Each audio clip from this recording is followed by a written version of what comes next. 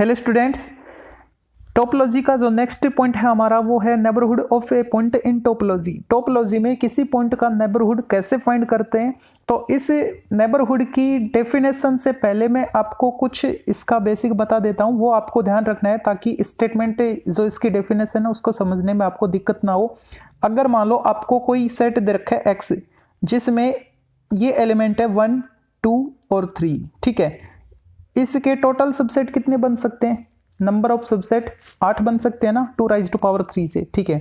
अगर इस एक्स पर मैंने कोई टोपोलॉजी ले ली, सपोज टो1, और वो जो टोपोलॉजी है उसमें जो सेट शामिल हैं वो है एक तो फाई, एक एक्स है और एक मान लिया मैंने 3, ठीक है।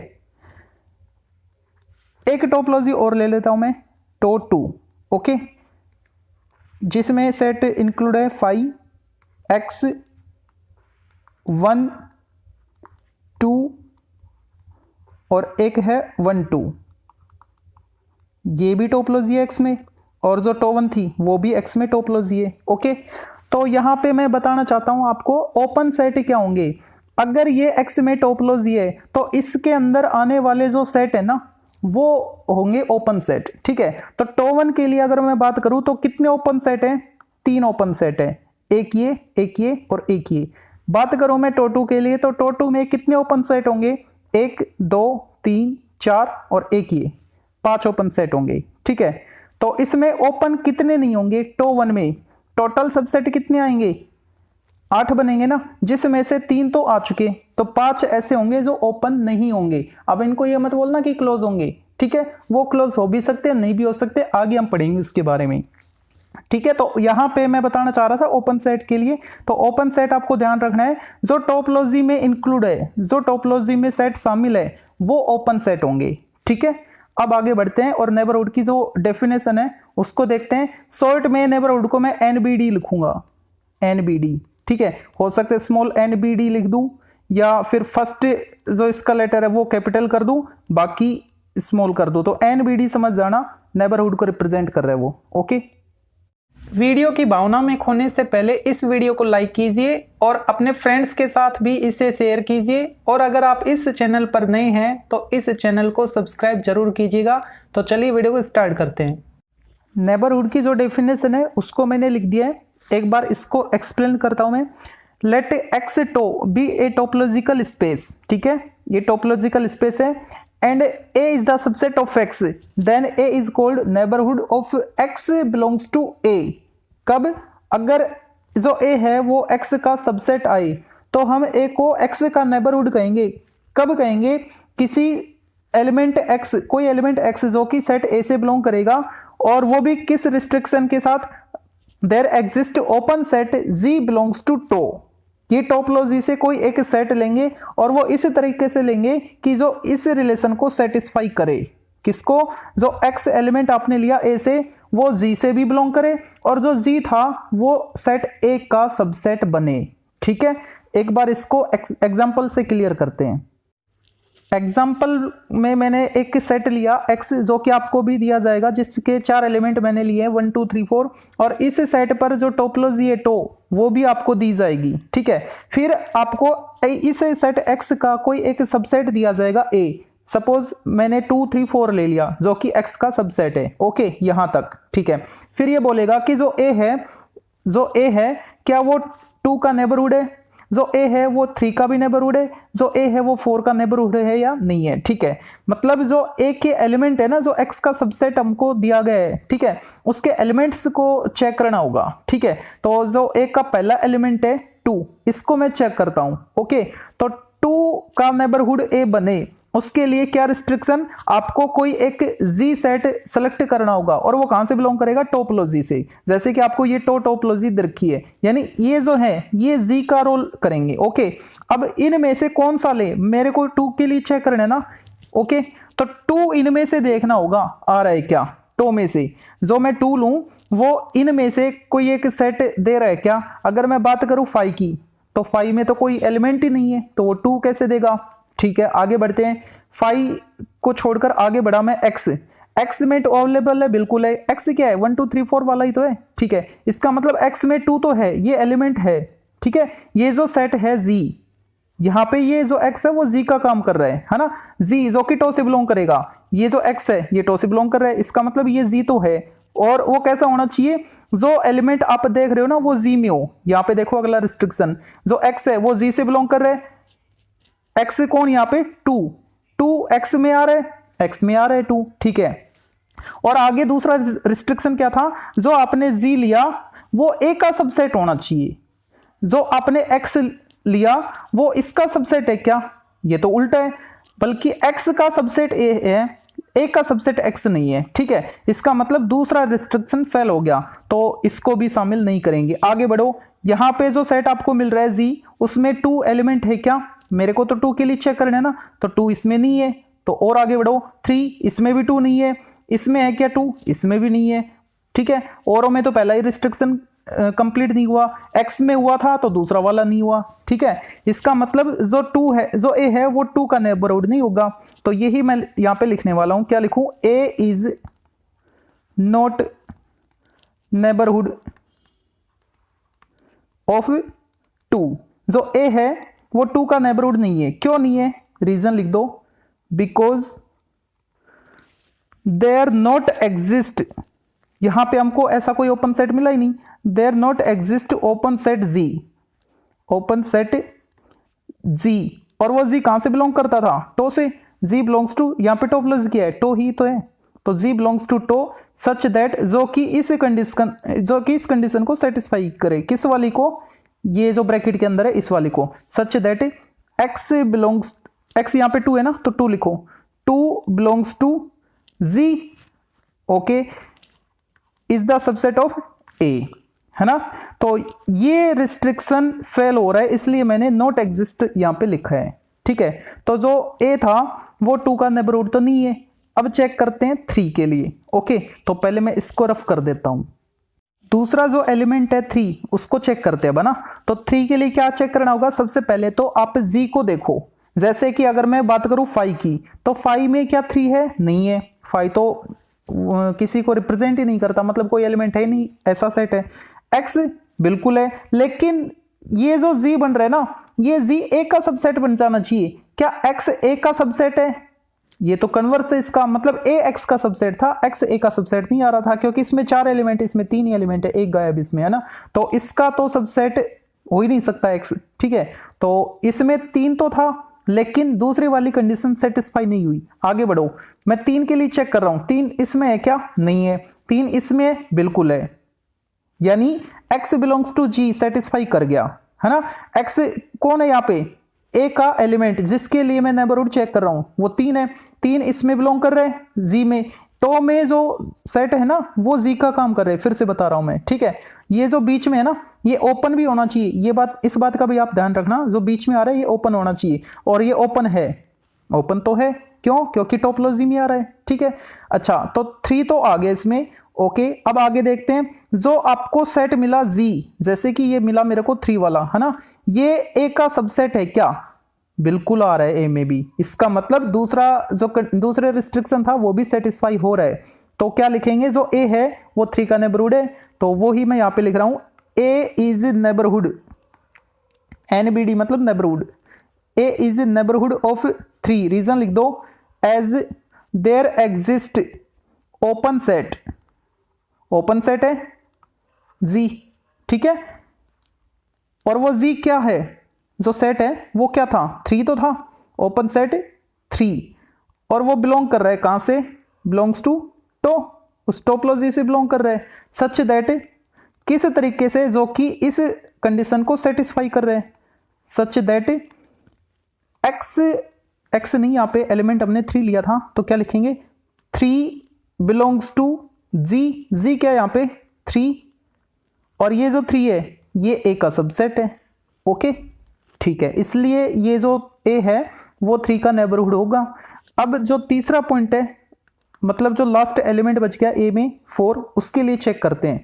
तो 4 के लिए क्या चेक करोगे, 4 जो है ओपन होना चाहिए, ओपन सेट होना चाहिए, मतलब g से बिलोंग करना चाहिए, पहला तो यही था ना, x बिलोंग्स टू g वाला, यानी 4 बिलोंग्स टू g। अब इनमें से g को देखते हैं, 5 तो है नहीं, x है लेकिन वो दूसरा वाला केस सेटिस्फाई नहीं होगा, 4 इसमें नहीं है, 4 इसमें नहीं है, 4 इसमें भी नहीं है, इसका मतलब पहली वाली कंडीशन ही सेटिस्फाई नहीं हुई, एक में सेटिस्फाई हुई थी एक्स में, लेकिन एक्स में सेटिस्फाई होने की वजह से ये दूसरा वाला नहीं हुआ। क्यों? जो एक्स है वो ए का सबसेट नहीं बना था। ठीक है, तो क्या लिखेंगे?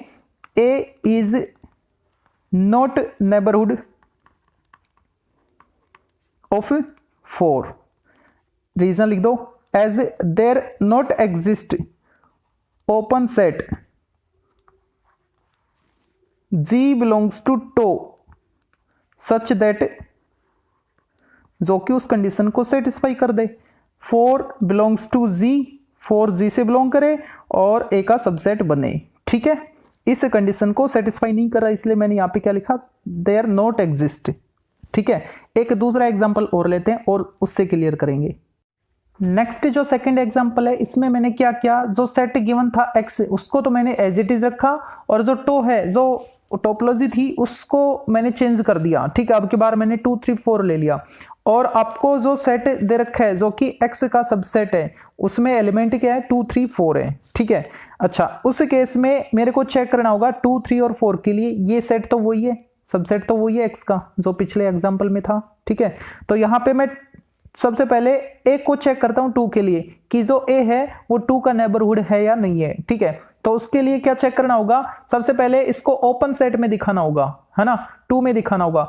ये इसमें तो है नहीं, इस जी में तो नहीं है, इस जी में है, लेकिन ये जो एक्स है ये इसका सबसेट नहीं है। ठीक है, आगे बढ़ो, ये जो 2 है क्या इस सेट में है? बिल्कुल है, यानी x बिलोंग्स टू z मिल गया हमको, और जो z है वो a का सबसेट होना चाहिए, इस सेट में आ रहा था ना, और ये इसका सबसेट है क्या? बिल्कुल है, क्योंकि कोई एक सेट खुद का सबसेट तो होता है।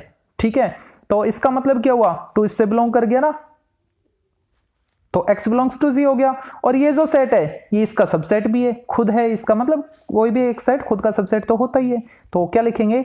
a इज नेबरहुड किसका?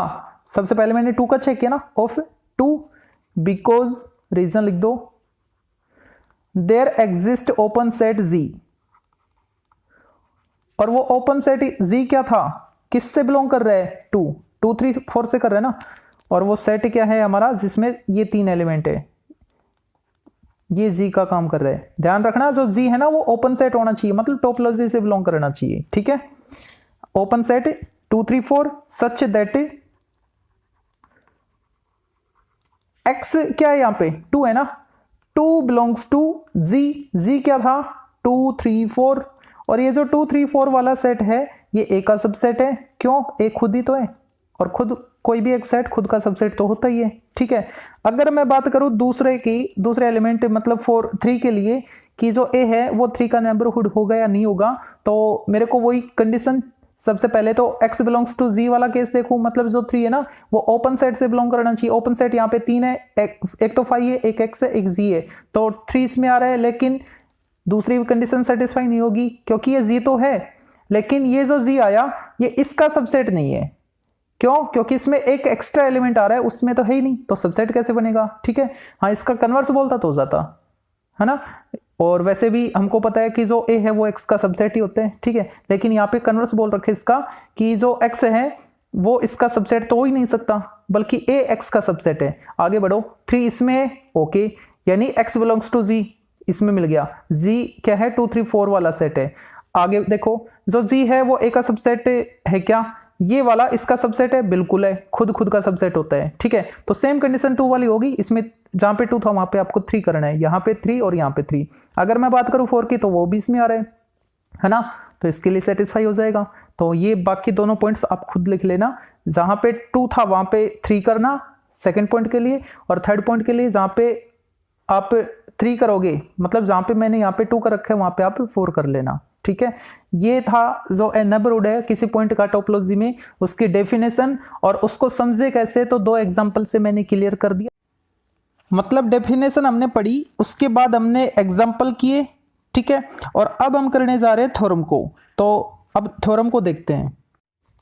थ्योरम हमारे पास है कि कोई एक सबसेट है A, और वो किसका सबसेट है? सेट X का। टोपोलॉजिकल स्पेस बोल रखा है इसने, जिसमें टोपोलॉजी को रिप्रेजेंट कर रहा है, इज ओपन।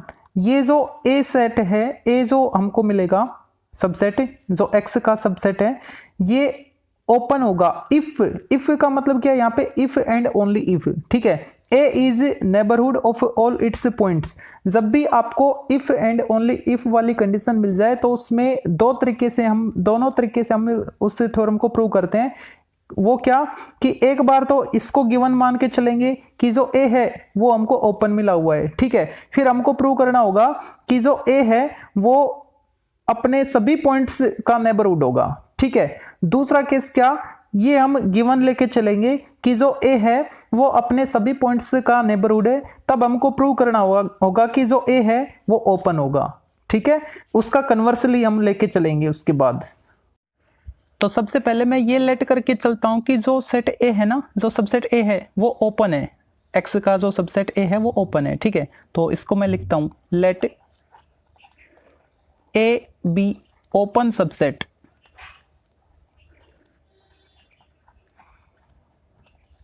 ऑफ एक्स, ठीक है। तब हमको क्या प्रूव करना होगा, then we will show that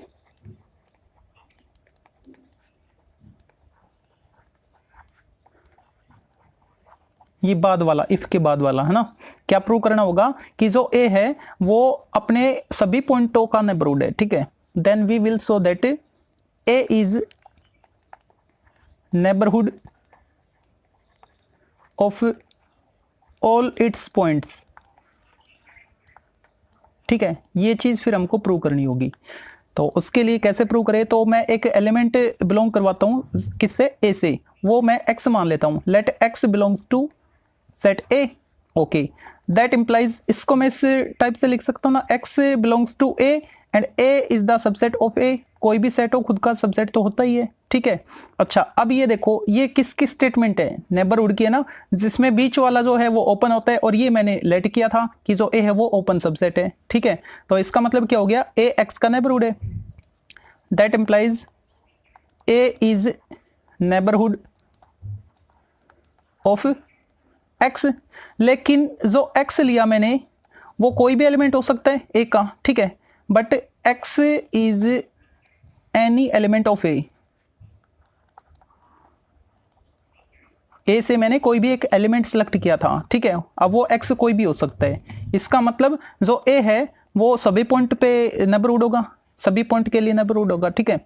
तो क्या लिखेंगे, so A is neighbourhood of all its points. अब वो पॉइंट कुछ भी हो सकता है जो ए से बिलोंग कर रहा था, ठीक है। यानी हो क्या सकता है, जो ए के अंदर पॉइंट आएंगे वो एलिमेंट आएंगे वो, ठीक है, of all its point, okay. अब जो इसका कन्वर्सली है उसको प्रूव करते हैं।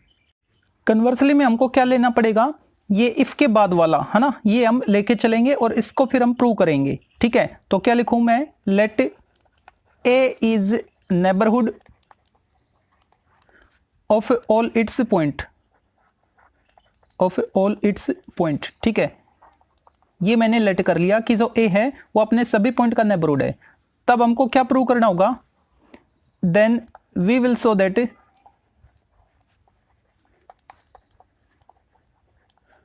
हमको प्रूव करना होगा कि जो ए है वो ओपन सबसेट है, सो दैट ए इज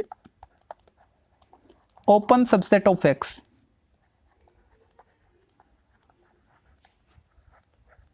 ठीक है। अब इसको कैसे प्रूव करें, तो उसके लिए मैं वही एक एलिमेंट लेता हूं एक्स जो कि ए से बिलोंग कर रहे हैं, ओके। अब यहां पे देखो एक ए आपको क्या बोल रखा है अब की बार इसने, जो ए है वो अपने पॉइंट्स का नेबरहुड है, ठीक है, और जो एक्स है वो ए का पॉइंट है। इसका मतलब जो ए है वो एक्स का भी नेबरहुड होगा। That implies A is neighbourhood of x, ठीक है। जो ए था वो एक्स का भी नेबरहुड होगा। अगर ए एक्स का नेबरहुड है तो हमको क्या मिलेगा, एक ओपन सेट मिलना चाहिए रिस्ट्रिक्शन के साथ। देयर एग्जिस्ट ओपन सेट, और उस ओपन सेट को मैं ZX से रिप्रेजेंट करता हूं, ठीक है। ZX बिलोंग्स टू, कहां से होना चाहिए, वो टोपोलॉजी से होना चाहिए ना, ठीक है। सच दैट, जो कि इस रिस्ट्रिक्शन को सेटिस्फाई करे। X बिलोंग्स टू, X कहां से बिलोंग करे, उस ओपन सेट से, यानी ZX से, और ये जो ZX है ये सबसेट बन जाए वापस A का, ठीक है। अच्छा, अब यहां पे देखो मैंने इसके आधार पे लिखा है ना, जो ए था वो एक्स का नेबरहुड है। अगर ए एक्स का नेबरहुड है तो इस स्टेटमेंट को सेटिस्फाई करेगा, ठीक है। अच्छा, अब ये जो एक्स है ना, ये कुछ भी हो सकता है। अगर मैं यहाँ पे वाई एलिमेंट लूं, अगर मैं यहाँ पे एक्स के बदले वाई एलिमेंट ए से बिलोंग करवाऊं, तो वो भी टोपोलॉजी से बिलोंग करेगा, ओपन सेट होगा। क्यों? क्योंकि जो ए था वो अपने सभी पॉइंट का नेबरहुड था, ठीक है। तो y के लिए भी ऐसी कंडीशन सेटिस्फाई होगी, तो क्या आएगा, y belongs to G Y subset of a, ठीक है। तो कुछ भी हो सकता है, x हो सकता है, y हो सकता है, z हो सकता है। z होगा तो जी z belong subset of a बन जाएगा, ठीक है। तो अगर मैं उन सभी का यूनियन लूं, उससे पहले मैं एक लाइन लिख देता हूं, as x varies in a we gate.